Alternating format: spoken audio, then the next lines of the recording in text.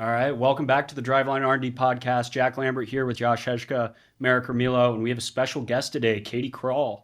Katie, thank you for being here. Hey guys, awesome to be here. So, Katie, you have a background in a bunch of different places. Worked for MLB, the Reds, Google, Red Sox, Hawkeye, and now you're a professor.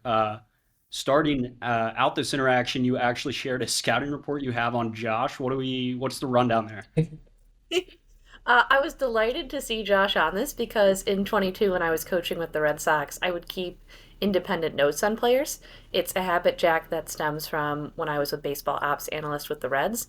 So we'd be in these roster construction conversations for Rule 5 or the trade deadline, and I would want to have my notes readily available. So if I noticed something about Pete Alonso or Amir Garrett, I would jot them down. And then I just kept doing it when I was with the Red Sox in 22. So when I saw Josh's name, recognized and remembered it, and looked back in my notes and had some things written up about the slider and the fastball. Josh, you've added a few pitches since then, right?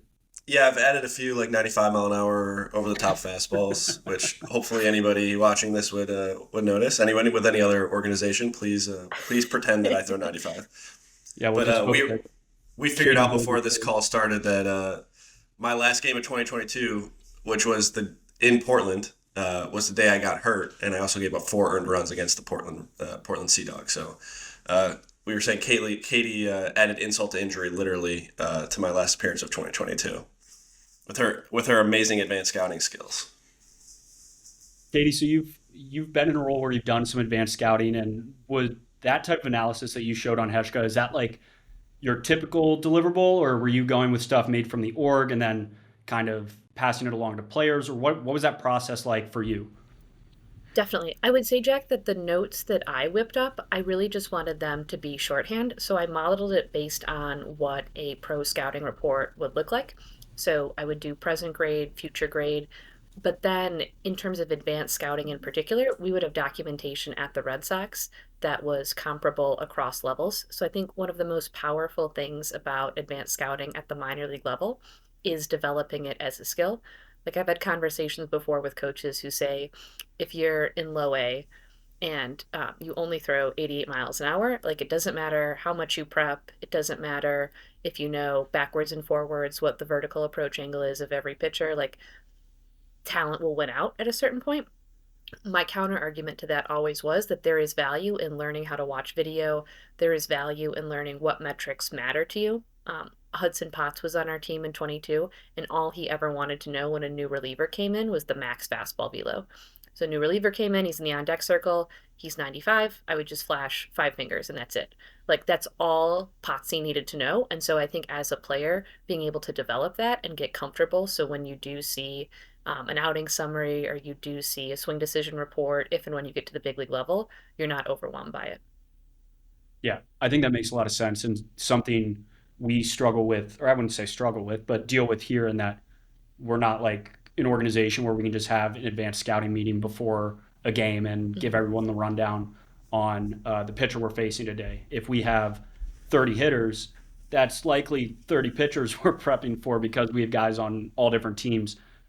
So, from your perspective, would you make a deliverable like for yourself, and then you're communicating to Hudson in that situation exactly what he wants to know? Was there a meeting with everyone before the game? How'd you kind of make it easy for you to prep, but also customizable for what the guy wants to hear? Yes. So headed into the series, we would have all of our reports done for every pitcher, and then all of our notes for every opposing hitter. So you would have 2 meetings every day. Hedgeka knows this. You would have one pitcher advance meeting and one hitter advance meeting. The pitcher advance meeting, I think the best ones were a dialogue between the catcher and the pitcher, right? So I think like again, you have resources like Driveline, you have teams who have put a ton of time into doing the advanced scouting work, but I think it's really important as players to still do your due diligence on your own. I think one area I've seen a lot of pro players maybe get complacent is they just figure like, oh, Jack's done the homework, Katie's done the homework for me. They'll tell me what I need to know, what pitches I have to look out for, the way they move if they play up, but I still think that exercise and that act is really valuable. So we'd have those meetings, but in terms of the actual documentation, all of that was designed in the off season to ensure that like these are the things we look for. If we're facing a guy who has plus ride on his four seam, like I dare you to hit a ground ball. Like, what is our game plan? So it's not just enough to say, here is the report. It's how are we going to translate that report and bring it between the lines, which I think is exactly what you guys talked about in the pod on advanced scouting. Like Hedgka said, like, tell me what matters. If I'm looking at all of this, what do I care about? Highlight it for me. Because I think the best coaches and the best analysts are the conduits who can explain it to you. And I like a lot of what you said about as a player, like taking ownership of what you want to know and like how you go about implementing that like when you have that information. Because I think a lot of players, like you said, kind of rely on these resources from the team, or whether it's from the team or whether it's just like some people don't even really pay attention to those meetings. Eyes kind of glaze over. But I think understanding like, hey, like you might be getting a lot of information, trying to find the tidbits that matter to you. Like, so for someone like me, like understanding how a guy does against high fastballs and low breaking balls maybe is not as relevant for me because my pitch is kind of moving the opposite direction. But understanding like, okay, what can I learn about this guy's swing path, or his aggressiveness just from this information, and like from that information, I can make other judgments about how I can best use my pitches. But I think that's an important thing and an important skill for players to kind of take ownership of, especially guys who maybe aren't prospects, right? Like guys who like need to find every little edge to be able to keep moving up. That's something where you can really make an edge is if you have like 5% better information than the guy next to you. If you have 5% better information about what the pitcher's doing every single time you go out there, you're likely to like stack those gains over the course of a season. 100%. Because players are predictable. Like you guys have thumbprints. Like if you're aggressive on the first pitch, like we know that.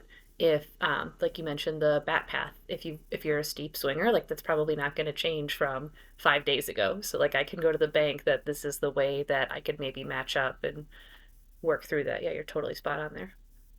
Josh, how does that balance work for you? You've been in two orgs now, assuming you have those meetings the same as Katie described.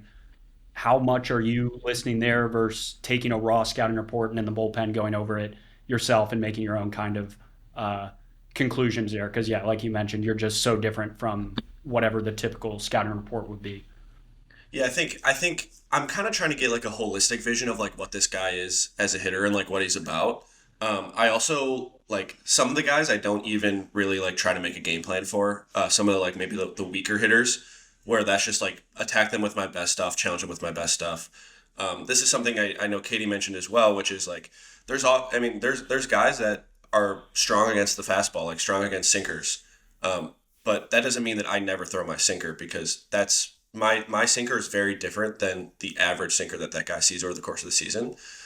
So like knowing my own strengths and like not being afraid to use them even when the batter's strength is similar, I think is important. And also, like I said, yeah, just trying to glean some of these like more foundational things about how this guy swings, how he approaches at bats, and like using that to kind of dictate a game plan rather than I don't necessarily like to memorize like, oh, this guy's chase rate, uh, this guy's zone swing percentage, this guy's whiff percentage. It's more so I take that information before the game and then kind of come up with a game plan, and then I have maybe one of like three or four preset game plans that I use. And then each guy falls into one of those buckets. Maybe one of those game plans, like I said, could just be like attack with my best stuff. But maybe there's another game plan that's more specific to a certain batter, where I like definitely want to get ahead with a breaking ball and then like finish him off with a four seam up or something like that. I think one example that I have in mind from recently is there was a guy that we faced that was very passive early in counts, and he was much better at hitting fastballs than breaking balls. But knowing he's passive early in counts, I was able to start him off with a fastball, which is his stronger pitch, and then I was able to finish him off with a slider later in the at bat. So just kind of being able to put those pieces together and kind of like playing the odds a bit because, like Katie said, like knowing these basically like what he's doing 5 days ago is probably pretty similar to what he's doing today. And so if you can like get that like, okay, 10% of the time he's going to swing first pitch. So like I know 90% of the time if I lay a fastball in there, like I'm going to be good. I'm going to be ahead 0-1. And even if he does swing, it's like not a guarantee that he gets a hit. So just kind of playing the odds and stacking those odds as you go through a lineup or go through a season. On the note of sample size, I think Marek and Jack will appreciate this. Um, you know, when you're building models, you want as much information as possible, right? Like I want BABIP takes so long to stabilize, so I want as much BABIP as possible. It was wild to me coaching the emphasis on the shelf life of information of the, well, what did he throw 2 days ago? Well, what about Mhm. 4 days? You know, it was so funny because when you're in the front office and when you're putting together these tools, you want as much data as possible, but then guys would ask me questions and it would just basically be about the past 10 Do you days. think that there's information Yeah, that's such a I mean, we talk a lot about decay here as like a concept where something you saw from a guy early in the season might have signal for, how you approach that at bat 4 months later. Um, if people are asking for reports that focus on a shorter time horizon, does that does that is that commentary on the value of information from, you know, the early parts of the season, prior at bats and previous seasons? Like, do you have a notion of where the cutoff is when information from previous at bats starts to fade to zero? Super fair point, Merrick. I think at the big league level, there probably are instructive things from an April at bat Yankees Red Sox and a September at bat Yankees Red Sox. I think in the minor leagues, usage can change like pretty drastically and new pitches can spring up. And again, that obviously happens at the highest level, but I think especially at double A where guys are more willing to tinker, that like I can empathize with them as to why they would want more recent information because you could have a coordinator come to town, teach you a kick change, and suddenly that's an offering that you didn't have whatsoever. But I think like if you're facing Garrett Crochet the other day versus if you face him a few months from now, you know what you're going to get. Katie, from your experience in other organizations, I think we do a lot of pitch modeling, hitter modeling, stuff like that. What we don't touch on a lot is defense and base running. We'll get into some base running stuff with guys that train on the high performance side with us. Um, but I'm interested, what do you think the value is to be gained if we were to start training the defensive and base running side of things? Do you think it's something worthwhile, or is it better left to the more, I wouldn't say lower hanging fruit, but maybe more influential sides of the game in the pitching and hitting side of things? No, I wouldn't dismiss it at all, Jack. I think if you look at Nico Horner, the poor guy hasn't hit a homer since September of 24, but he's one of the best defensive second basemen in baseball by OAA and DRS. So, like, every time he's in the Cubs lineup, there's huge value there, even if you're not getting power and even if he refuses to walk. So, from that perspective, I think Driveline's variability training, if you applied it to base running and defense, would be really interesting. Um, I think sometimes if you go to really any stadium, whether it's big league or minor leagues, and you see ground ball routine and, you know, coaches are just hitting fungos, those fungos could be handled by 16-year-olds in the same way that they're handled by 26-year-olds. So I think if you actually are super intentional and create game-like settings in different environments, whether that's learning how to take better leads or Josh, you've probably seen the Yankees organization. They do their little hop hop for secondary leads and stuff. Like learning all that, I think is really valuable, and I definitely think there's stuff on the table there. There's two things that come to mind with this question. And I completely agree with Katie. I think there's a ton of value there. The first that I think is an extremely low value, extremely low hanging fruit that has a ton of value, that fits basically perfectly in with what Driveline does is position player throwing. There's basically no reason for a position player to have like a substantially below average arm, considering how little effort it takes to get a guy to at least an average arm. And a lot of that would fall into what we already do really well, which is training people to throw harder and throw with better mechanics and better movement. And so I think that's something that we could probably put a better emphasis on is getting position players their arm strength substantially higher. Something else that I was thinking about, and kind of just also to Katie's point about how simplistic some of the stuff you see is. I was talking about this with Clayton Thompson, who runs our like motor learning book club, and so we were talking about some of the advantage of like representativeness of game in practice design. And so I was watching some of our infielders turn double plays the other day, and it's just like there's no real time constraint. There's no real task. Like there's no runner actually running, and so they're basically like they can do these double plays right pretty easily because there's no runners on base and there's no time constraint. So yeah, maybe they look pretty fast, but the hardest part about turning a double play in game is the runner from first base bearing down on you as a second baseman or a shortstop, and you having to figure out how to throw around this person. And there's just no aspect of that at all in this training. So whether that's having an actual runner come in and you have to like try to learn how to throw around him. I know I'm like miming it on the video here, so sorry for everyone on YouTube watching this, but the like having some sort of obstacle to throw around, I think is something that is in kind of our ethos, which is like understanding how to actually like make gains and apply them to an in-game setting. And this is I think this goes also to a quote from I think Joe Boylan is his name. He's like the player development director for the Minnesota Timberwolves, but he talks about when training basketball shooters, it's better to have. I think his quote was, "It's better to have 30 shots in context with a defender bearing down on you than thousands of shots with no defender and no context, because the ones in context are the ones that are gonna transfer to the game, and the ones out of context are just kind of like meaningless reps because you're never going to actually be able to shoot that way in a game." So I think kind of applying some of these philosophies to defense, base running, I think we could probably make some substantial development there. That's a really good point on the double play thing and the basketball analogy there. Like Steph Curry has made 100 threes in a row, and then in a game he's the greatest shooter of all time and shoots 40% from three. Like they're just so drastically different that I can definitely see that being applicable. And then on the position player throwing side, I think that's a really good point, and actually the one side of defense we directly attack pretty regularly with guys. And it's funny the bell curve of athletes you'll bring in where it's either the high schooler who has never seriously trained with a throwing program, then you have the guy that might be in your situation, Hejka, that has been in the minors for a few years, has really tried to squeeze everything he can out of throwing, and then the guy in the majors who never really had to train all that hard and still has a lot of opportunity for beginner gains. And I think a lot of your major league defenders could fall in that final category there for having some serious room to improve in the throwing arm. Yeah, no doubt. I think it's there's just, in my opinion, there's no reason to ever be below average arm strength because of how easy it is to get to average arm strength. One thing I'm interested in, Katie, from your perspective, if we were to look to improve something like outfield defense, in all the showcases, it seems like the 60-yard dash is kind of the standard for, I don't know if that'd be the standard for projecting field ability, but I guess top end speed, to which some people will say range or whatever. So we're gathering data on jump tests, we'll do sprints, we'll do a whole bunch of different things. Are there any key metrics you think that have correlated highly to guys having faster jumps on balls, quicker reaction times, being able to cover more ground? What are the metrics there that we should be looking at?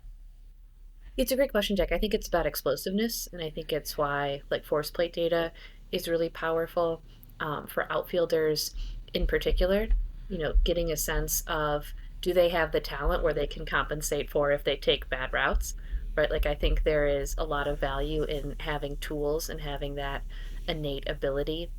Because especially, it's like why I find international scouting so fascinating, especially at the lowest levels. You really aren't going to really have a sense of like what they quantitatively bring. So at least if I know they have the athleticism, if they have the physicality, and they can grow into it, then again, like I said, like I can teach them how to run efficient routes. I can teach them how to handle balls off the wall.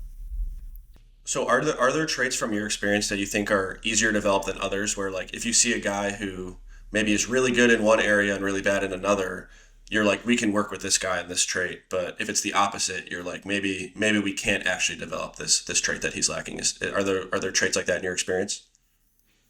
Swing decisions are so critical for me, Josh, because I think they are such a separator, especially to me, like once you're at double A or above, everybody's got a decent swing.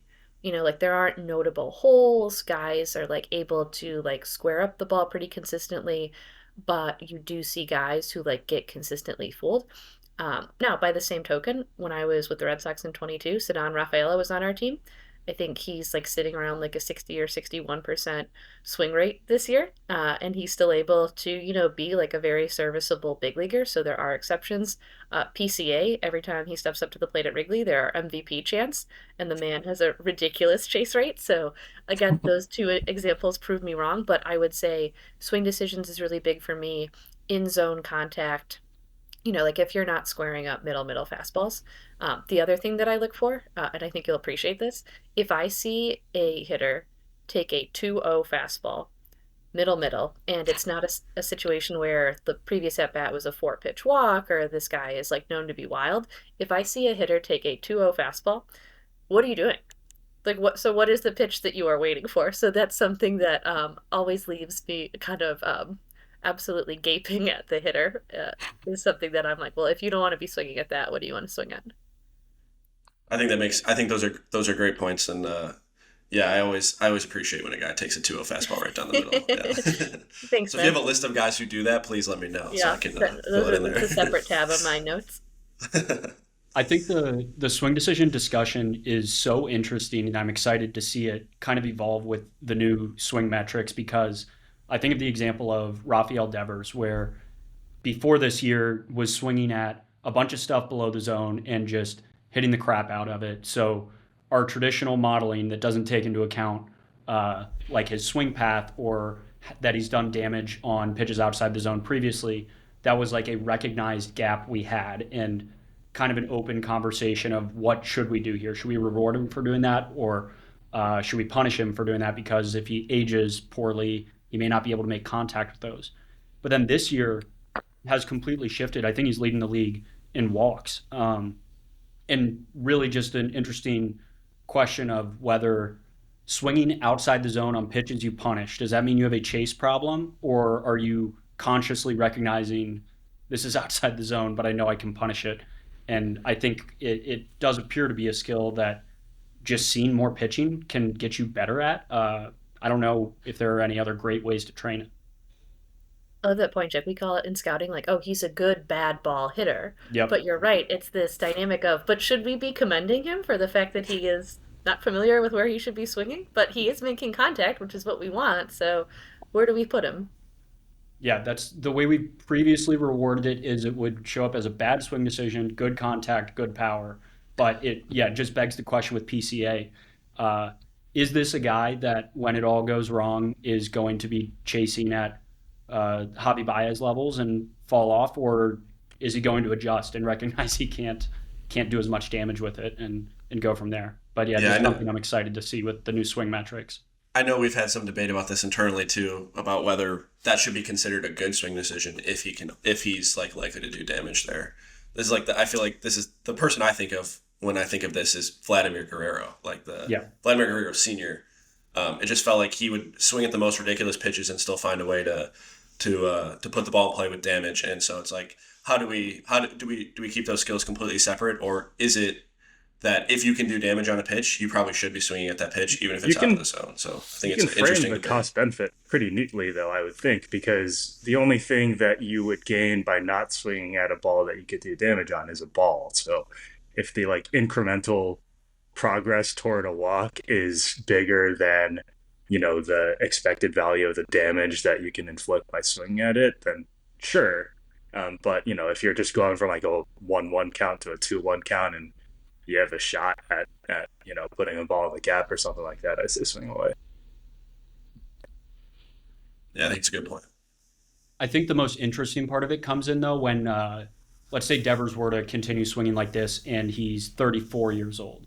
For his age 35 season, do we still treat him the same way when we know that out of zone contact is like an aging curve that will fall off? Or at what point do you shift that analysis? Is it a rolling value? I don't know the best way. Well, I to guess approach it. if you could model his decrease in expected damage and expected contact, and then like redo basically the analysis that Marek mentioned, and so like when does it based on his projected aging curve, like when does that when do those swing decisions become worse off? That'd be fascinating. I don't even know how I'd start to go about that. That's why we come to Driveline, baby. We figure that stuff out. I got something off that Oh, point man. though. All right, on You come to Driveline because we Yeah, figure go stuff for it. out. Katie, we were digging through your very, very impressive resume, and people might miss the Google stint. And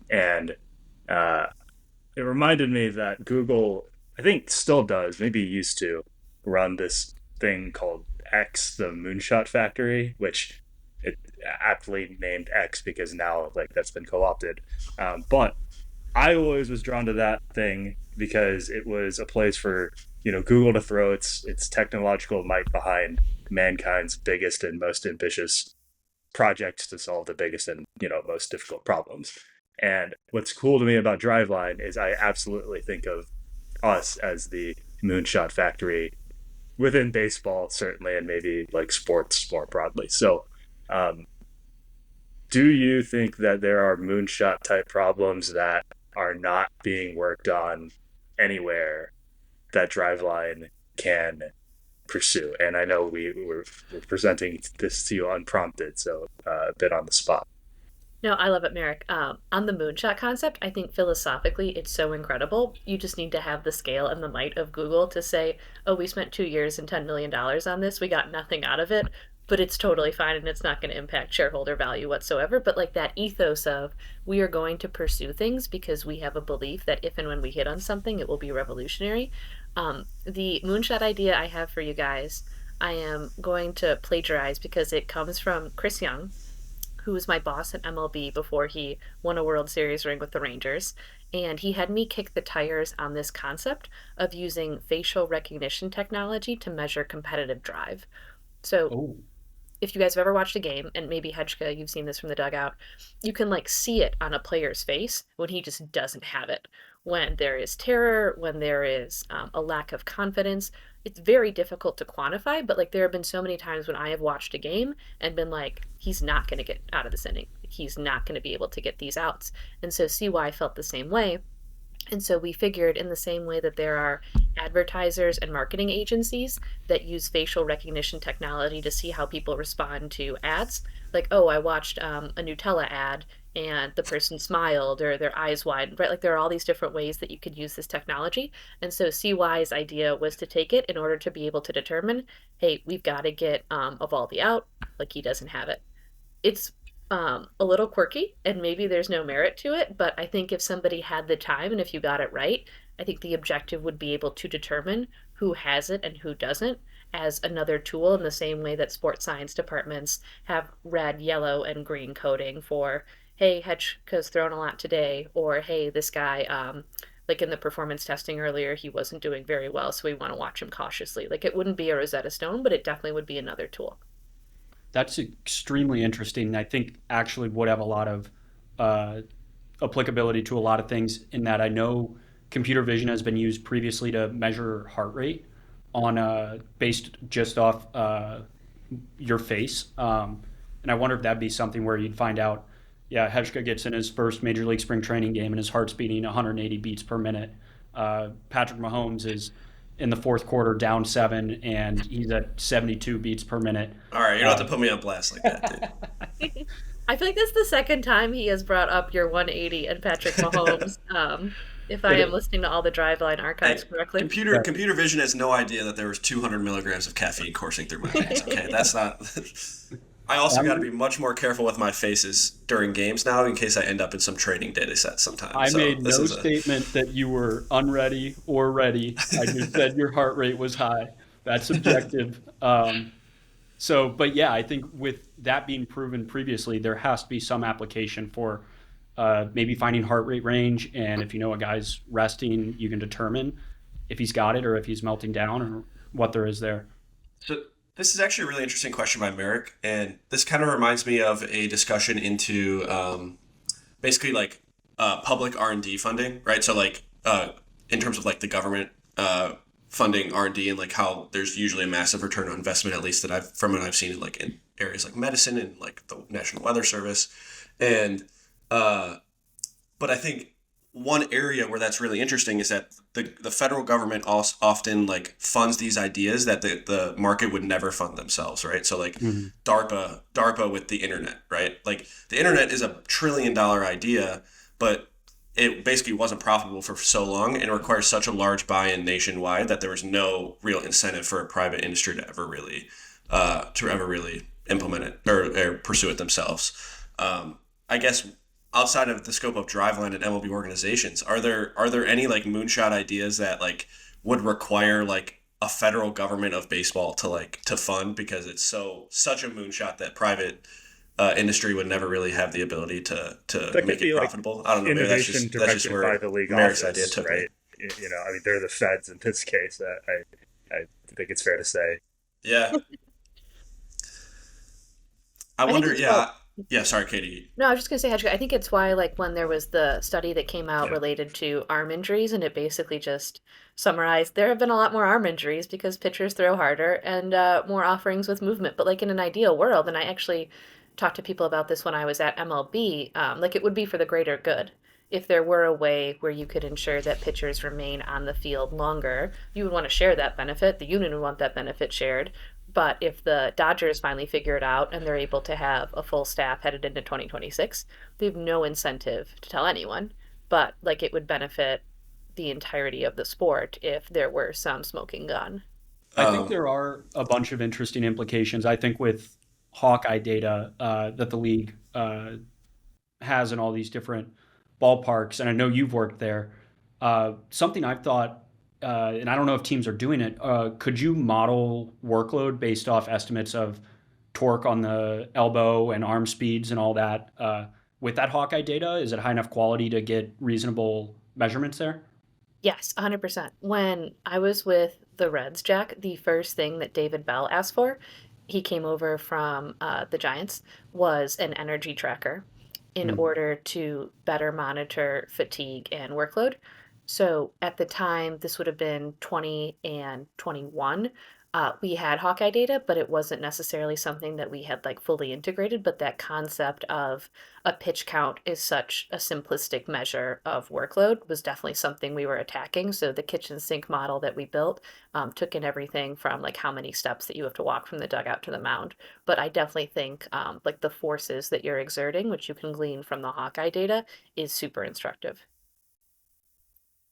Yeah, that seems like to me one of the lowest hanging fruit items there, in that we obviously sell Pulse to measure your workload when you're in gym doing all this stuff, but Hawkeye's just such an advantage where on game days you could theoretically have every warm up pitch tracked, every pitch in the game tracked with the exact workload in terms of torque and arm speeds. That I wonder if they were to maybe not make the data public, but if MLB were to do an analysis on uh, the in-game workload, acute and chronic ratios, if there would be any trend there with the biggest injuries. Obviously, huge blind spot in what happens in the off season and what guys are doing on their in-between days. Thank you. I do think the Hawkeye and the now that they've integrated Kinetrax as well or bought Kinetrax, I do think there's like a lot of untapped potential in terms of the like the potential insights that can be gleaned there. Yeah, as Lambo mentioned, there is obviously a big blind spot in terms of like one of the reasons we are so big on Pulse. And yes, I know every podcast I start talking about Pulse, but one of the reasons we're big on Pulse is that a large percentage of the throws that people make on a day to day basis are just not in game.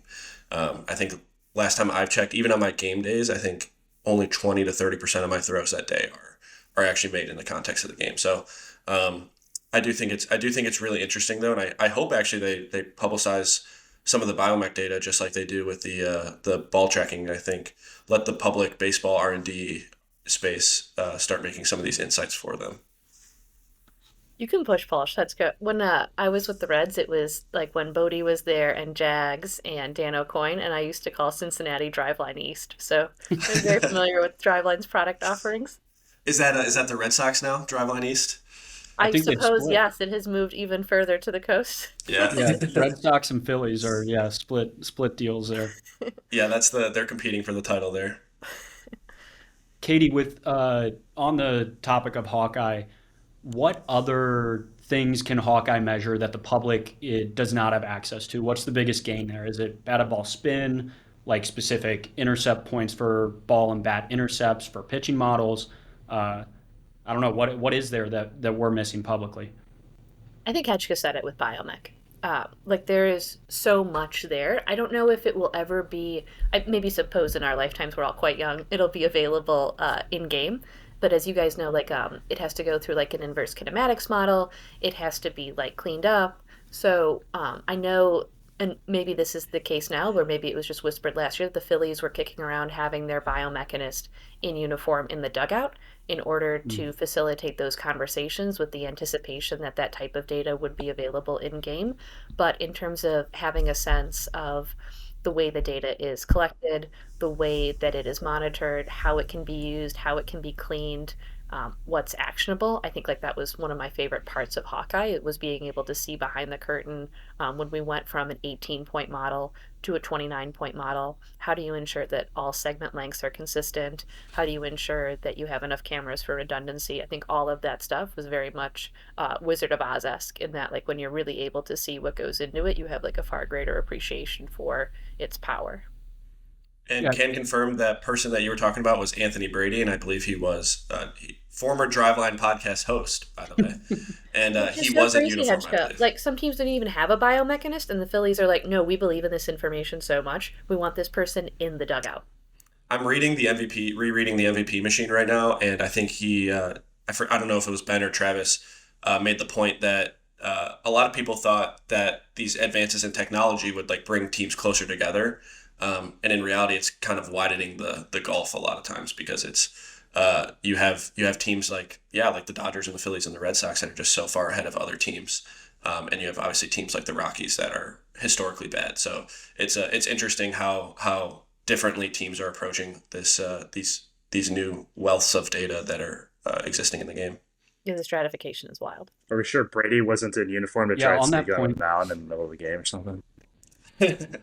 He said he throws like as hard as he can with the guys just to like prove himself as like a he said he's been up to like 95 in the last year, and He was it's like he was in here in the off-season training. Just training, yes, for not working, fun. training. Yeah, he Yes, came that's into the correct. office all sweaty. He's like, "What?" Serious question. But he's still getting after it. Yeah, he's and we have the other former another former Driveline R&D podcast host also working for the Phillies, Kyle Lindley. Shout out to him. But speaking about guys in uniform, I mean, Yeah, Katie, obviously a development coach as well. Like hearing, I remember it was Ehrlichman on the Rays. It was like the first instance of somebody that I was aware of who was like purely an analytics guy, or obviously he developed game feel over the time of his work. But teams, the innovative teams at least, have been experimental in who they put in uniform and who's in the dugout, and let's not just limit ourselves to a conventional hitting coach, but analytics guys, biomechanists being in uniform. Have there been positive results from those sorts of experiments? Are there more initiatives to do that kind of thing going forward, or has it kind of fizzled out? Because I haven't heard too many other instances of those sorts of people being put in uniform. Honestly, Marek, I would say probably a third to half of every team has some type of person, whether it's a big league development coach, whether it's a pitching strategist. And I think it's such a critical role because you remove barriers. So, like, let's say Hedgeka and I are working together and he's got a question about seam effects. Rather than having to find me in the front office, like in baseball, we talked about there's upstairs and downstairs. Downstairs is the field, upstairs is the front office. If Hedgeka has that question and I am riding the bus with him to Hudson Valley and I'm in the trenches with him and we eat Jimmy John sandwiches after the game every day, he can just ask me that question.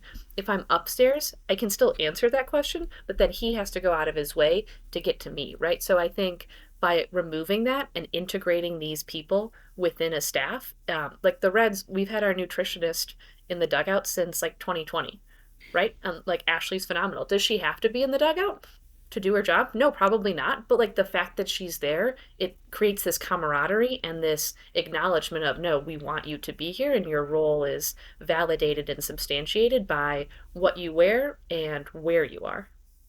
Do you generally feel like there's more player buy-in when you kind of build that personal relationship with them and they have that kind of like trust in you as like a person, not just as a coach?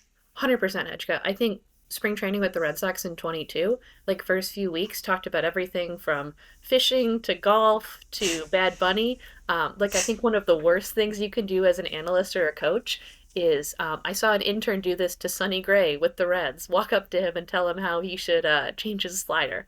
During a side, just no feel. I think the best thing you can do is try to get to know them, and then like word will spread if you know what you're talking about. Like I remember Chris Murphy, who's got big league time with the Red Sox, came up to me and he said, "Why does the pitch grade model dislike my curveball so much, why is my slider the preferred breaking ball?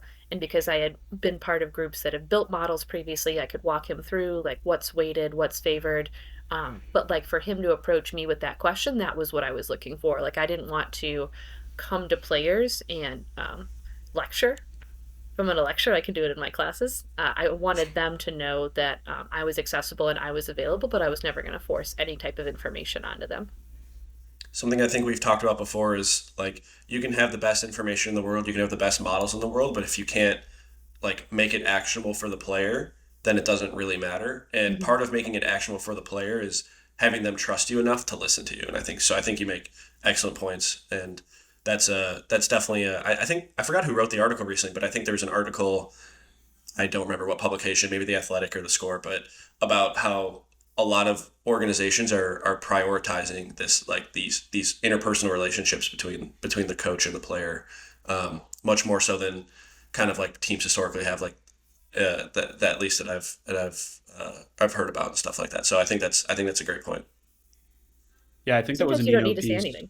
Like I think sometimes the best coaches, like I think you need like sometimes you have this like insecurity, like oh I have to demonstrate my worth and I have to add this insight. But sometimes all you have to do is just like pat the guy on the shoulder, and be like nice work today.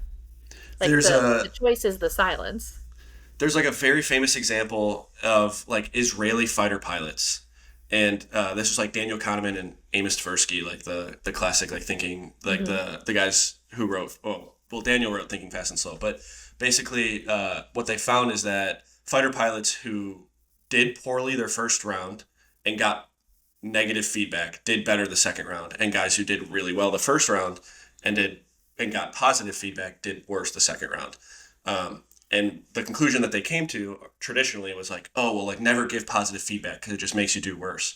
When in reality, it's just regression to the mean, right? Like everyone was probably going to do, like if you did badly the first round, you're probably going to do better the second round. If you did good the first round, you're probably going to do worse the second round. If you're a beginner learning how to fight fighter pilots, fight fighter planes, fly fighter planes.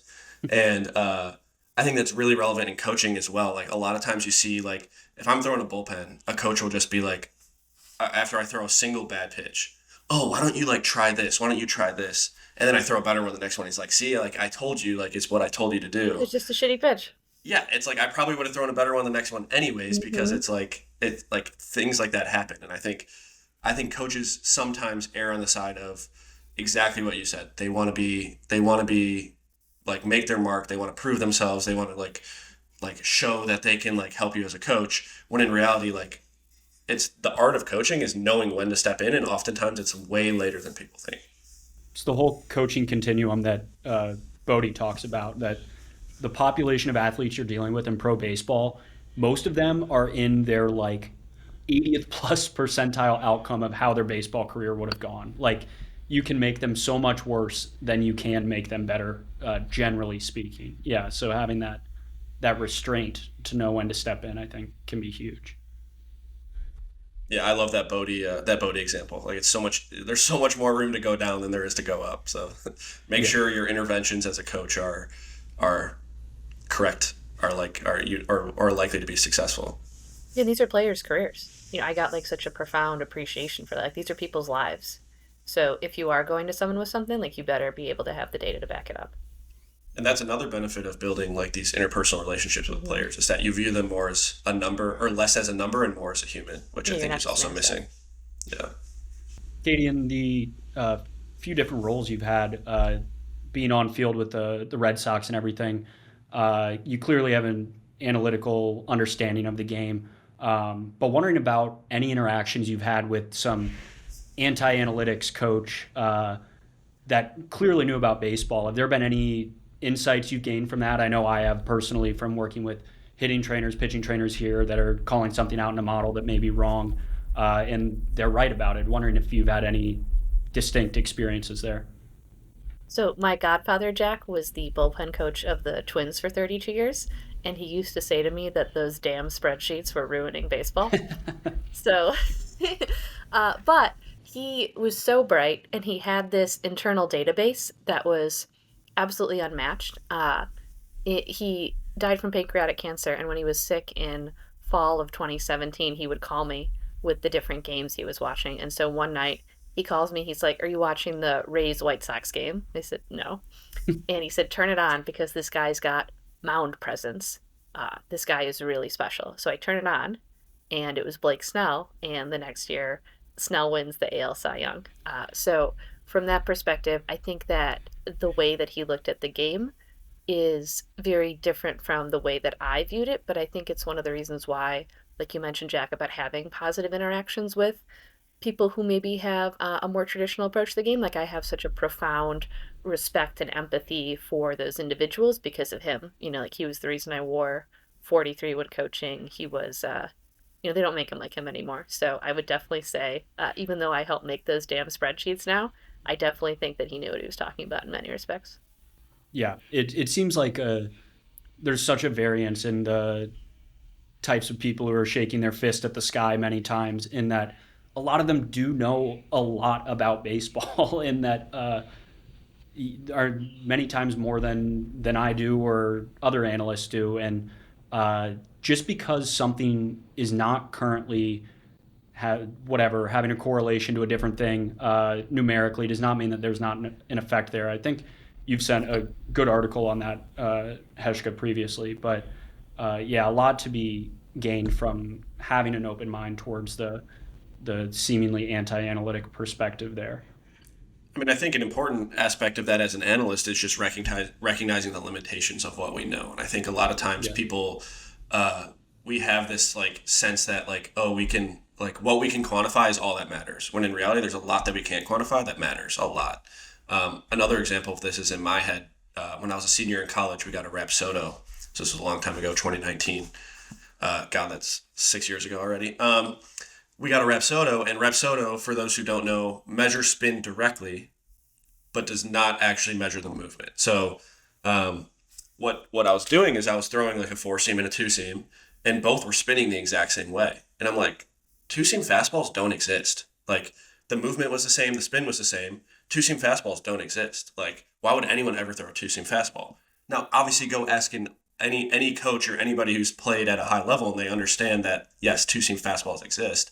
We just didn't have the technology at the time to understand what seam shifted wake was doing to the ball to like make it move on a different axis. So like understanding the limitations of what we currently know is a huge part of being an analyst, and not just like, diving head into like any conclusion that like seems like it's supported, even though it's like maybe very strictly limited by some of the data we have access to. So that's like an analogy or an anecdote from my past, but it's like, I used to not believe in the 2-seam fastball for a couple of years. And then I was like, oh, wait a minute, that doesn't really make sense. Yeah. It's exciting to see all these kind of barriers break down in just the data that's been released in the last couple of years. I think the swing path data is extremely useful. I know one thing that has been preached previously is Alex Rodriguez saying you need to swing down on the ball. We know quantifiably that's no one in the majors has a negative attack angle. But taking from that, all right, Alex Rodriguez hit 700 home runs. He clearly knows what he's talking about. He may just be saying something that is not technically what he's doing, but he feels like he's swinging down. What are we getting at there? Is it feel versus real? Yeah, feel versus real is just things being communicated maybe not in the best way, but they're clearly getting at something there. That's why batted ball spin from. I think things like that are so.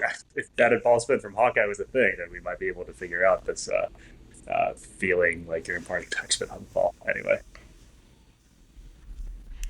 Well, and it's also individualized too, right? Like if someone feels like they're swinging down on the ball, like that's probably because their attack angle was like their natural attack angle was so steep, right? So it's like there's guys who naturally swing down on the ball, and like their feeling would be to get like a quote unquote good swing would be like swinging up on the ball. And so it's like it's all specific to the individual and like what their like movement attractors are that like feel most comfortable and how they kind of like go outside of those movement attractors. If you ask me to throw over the top, I'm gonna throw like a very low 3/4, and it's gonna feel like I'm like throwing like James Karinchak. Like that's how it's gonna feel because it's so different than what I'm used to. So it's important to recognize that when you hear professional athletes talk about what cues that they use and what feelings they have when they're performing. Katie, got a bit of a fun one for you. Doing a little bit of work with Marquis. what do we got on the Cubs trade deadline acquisitions? Who do we need? Gosh, we need pitching, Jack. I think it's actually been really impressive the way that they have able to get on without Steele and Imanaga. Like, I think those are losses that are pretty significant. But the way that they have able to, the bullpen has totally resuscitated itself. I think Drew Pomeranz, the fact that the fastball's got like true ride and cut is super awesome to watch. Palencia, the velo's are always been there, but he finally has like a better sense and command of the zone, whereas previously it was night and day between AAA and the big leagues. So the fact that he's been able to find some consistency has been huge. But I think the Central is theirs to lose. It's just a question of Colin Ray has been great, but like, is Colin Ray game 2 NLCS starter? Maybe not.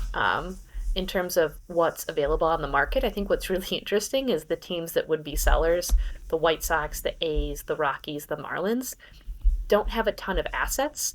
Whereas in years past, it's so clear, oh, these are the guys who are going to move. This is the ROI for it. So maybe if anything, you see guys like maybe it's the Diamondbacks who move players, but in terms of thinking about like the lower echelon or the lower tier, I just don't know if they have significant assets that they're going to be able to get returns of notable You got to prospects tell for. Cubs fans to stop DMing me trade proposals for Chris Sale because I think the Braves went out and said he's not on the market, but it seems like that'd be a good fit. I do have a proposal though. You see how he almost had Uh-huh. a complete game the other night? Yeah. One out I away. should have left him in, but it's maybe the facial recognition technology that the Braves are running in the dugout told him that he had to go. Yeah, Snickers facial I do have recognition another proposal technology. though because I actually tweeted this out because every summer, some Cubs reliever gets on my radar. It's like almost like surprisingly electric. And a couple years ago it was Alzolay. Last year it was Hodge. This year it's Palencia. Sure, everybody eventually picks up on these guys being really good. Reliever conversion projects to starters is a topic that was really top of mind a couple off seasons ago. Obviously, you can't convert Porter Hodge midseason, but it's at a problem that you've thought about in any of your roles. And do you think that that is kind of an untapped source of edge for organizations? Yes, 100% Merrick. What I had wanted to do in 21 with TJ Antone was stretch him into a starter. This was at the time, like we had a really good rotation. It was like Sonny Gray, Louis Castillo, Wade Miley. So Tony Santillan was probably like the fourth or the fifth guy. So we didn't necessarily have a need specifically for TJ to be in the rotation. Our bullpen actually was a bit of a mess, so it was better if he stayed. But in terms of like value, it's more valuable to be a starter than a reliever, right? We ended up not doing it, and then like we kicked around the concept of tandem starters, which I think people have batted around because if you have pitchers who are only going until like the fifth or the sixth inning, why not just have two guys who do 3 and 4 basically respectively, and then you have like one or two guys close out the back of the game. The hard thing to do is it's really hard to find two decent tandem starters to pair together, but I think there could be a world in which that works. You would just have to start it probably like in the upper levels. Like you said, like you can't suddenly go to Porter Hodge and be like, hey, when you come back from the break, we're going to slot you in because Javier Assad's still out. It'd probably have to be someone who's very susceptible to like the familiarity and like times through the order penalty, right? Like Mm-hmm. you'd want someone to like only face the order once, and then so like you would need someone who's capable of going multiple innings, but not capable of going like 5 or 6. And so I think someone with like Right. very high susceptibility to familiarity is probably the candidates there. I'm still interested in Cade Horton. I mean, I loved him as a prospect. I remember filling out a scouting report for him in the College World Series for Notre Dame, and yeah, he absolutely carved there. But yeah, interested if he can kind of step into a role where maybe he is the number 3 starter in a playoff series. Katie, Yeah, do you think there's? Oh, sorry. No, go ahead, Hedge. I was just say, is there anything that you think is going on maybe in the public eye in terms of baseball, like what the public pays attention to that is actually overrated? Like things that maybe like, I know I'm putting you on the spot with this question, but like things that maybe aren't as valuable as like the fan the casual fan tends to think. Obviously, you can say batting average and like win loss record as a pitcher, but like in terms of like the analytical space, is there anything that maybe is like overrated or too much of a buzzword that's not necessarily as valuable? Ooh, interesting question. Like anything that's being over-indexed. I think I'm still like emotionally recovering from the amount of attention paid to the torpedo bats. I think that that was just so overblown and so exhausting. Like what the Yankees optimized for with their torpedo bat was bat speed. That's not necessarily what other teams are optimizing or seeking with their bat. So I think I'm going to use the word ethos again. I think the ethos of the torpedo bat and finding a way to optimize the instrument in your hand is really interesting. But like the number, like for a wedding gift, I ordered somebody a custom bat. And like you can buy, this is a very small shop in Cooperstown, New York, and they make these bats, and you can buy a custom torpedo bat from the Cooperstown Bat Company. Like it's like it's overwhelming.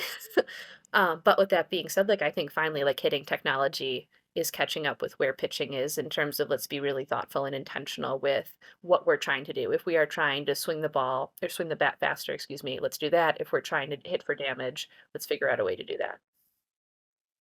No, I think it's a great answer, and I agree with the overhype. As someone who fell victim to the hype in the moment, I thought it was sick, and then I've realized upon reflection that it's probably a it bit just couldn't have overhyped. happened worse that it was revealed the day, or people found out about it the day that the Yankees put up like 20 runs on the Brewers. That just, yeah, made it seem like they were totally juiced. I do think there is something there for the overarching theme of bat fitting, because like with golf, that's a big thing. We toured Ping, and their approach is more, let's get you in the lab so that we can find you the clubs that fit your current swing. Whereas the approach now is kind of, let's get you in the lab so we can see your swing and optimize it from there. But you could take the approach of, here's your swing, here's the bat that works best for you. Obviously, very different in that golf is much more controlled and that the ball's in the same spot every time. But I don't know how much hype that'll get around general bat fitting in the future. I know Long Ball Labs has become bigger in finding the best bat for each specific guy, but yeah, would agree that the torpedo specific emphasis was a little much. Jack, I love Long Ball Labs, mostly because Keenan Long, the founder, is a Northwestern guy, and I did a segment with him on Marquee. What I think is so fascinating that they do is it's not even necessarily the customization, they have that offering, but it's the variance within the bats. Mm. So if I'm Nico Horner and I pick up two Victus bats, same model, same length, made on the same day by the same machine, they could play differently because wood is a natural material in comparison to ping, right, Jack? Like those are graphite and those are like different man-made materials. Wood is not. And so the impact then in game is between these two different bats. The barrel mass could vary, and if the barrel mass varies, one could result in Nico Horner's first home run of the 2025 season, or one could result in another warning track fly ball. And so I know they have a deal with one National League team. They have agreements with individual players, but they'll basically mark up the bats and be like, hey, these should be your gamers. These have too much variability. And then they'll go back to Victus or they'll go back to Louisville Slugger and they'll say, hey, in the future, in the next shipment, this is how we want to ensure consistency. That's really fascinating. So are they basically looking at the distribution of mass and like the coefficient of restitution? Like, do they test them out in different ways? Yes, 100%. They have various apparatuses and they will test it. They will try to find what bats play the same. And then they'll give them back to you, Josh, and they'll say, like, hey, you can use this, but just know because the center of mass is a little bit different, if and when you make contact, your contact point will not play the same. That's really interesting. That's really interesting. Like, do you anticipate yourself working back in the baseball industry at some point? Obviously, I know you're at Northwestern now. I know it's a tough question. No, it's not a tough question at all because the answer is yes. I would love to be with the team again. I think the chance to work with players, to be part of something bigger than yourself, is the most fulfilling thing in the world. So whether it's back in baseball pants, whether it's in a front office again, yeah, I would jump at the chance. Yeah, one last closing question here, Katie, asking selfishly, how would you measure the value over expected that we add to our players? Like we track currently their offensive runs relative to their projected, use that as a proxy, prorated to the plate appearances, track different F WAR and B WAR for pitchers. What do you think we should be doing to kind of grade ourselves, and are we making players better? Ooh, that's an awesome question, Jack, because it's something that I've always wanted to tackle related to coaching. Like, how can you measure surplus value? Like, Mm-hmm. how did, let's say, Jack, you were Hedgeke's pitching coach. Like, how did Hedgeke working with you impact what happened in game, and why, if he had worked with a different pitching coach, he maybe wouldn't have achieved, I think, what he maybe would have done. I think a way you can do that is expected numbers. Like, hey, we thought Hedgeke would have given up like this ex woba this year, but because he worked with Jack, it was actually better. So I think projected stats are really instructive, is what I will say specifically for that question. Philosophically, I think the void that Driveline has filled, and I was texting Marek about this, I think Driveline provides services that for a long time teams themselves were not producing. Like, teams didn't put together player plans in the offseason for players. Teams didn't necessarily have robust advanced scouting groups. Now they do.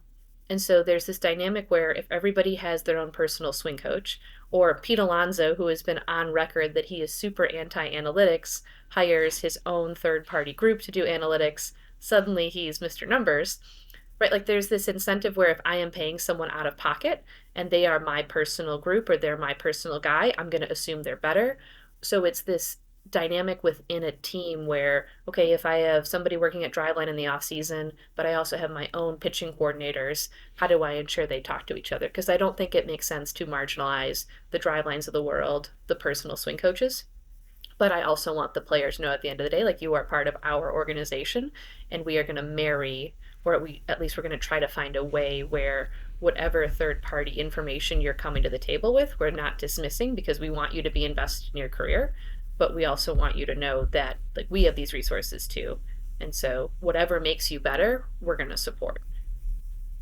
Yeah, no, I think that makes a lot of sense. Just, yeah, something that's top of mind with the way we do this is, yeah, like I explained, with the value relative to projected. But then you add in a bunch of things. This year, offense is slightly down due to the ball quality. So if our surplus value is this, what is it actually relative when you adjust those Projects higher. projections for the different ball? Um, yeah, and then the allocation of that. It's not all us. Like, obviously this guy worked hard in the off season, this guy didn't. This guy also lifted at this place. It's just very hard to divvy it up, mainly to talk to agents in the future of, hey, this is on average how well our guys do. But yeah, really appreciate having you on the podcast. Great insight, and definitely overqualified to join us. So very grateful for that. No, you guys are the best. Whenever you want me to be on again, I'm game. Awesome. Awesome. All right. Great We'll see meeting you you. next week. Thanks, Katie.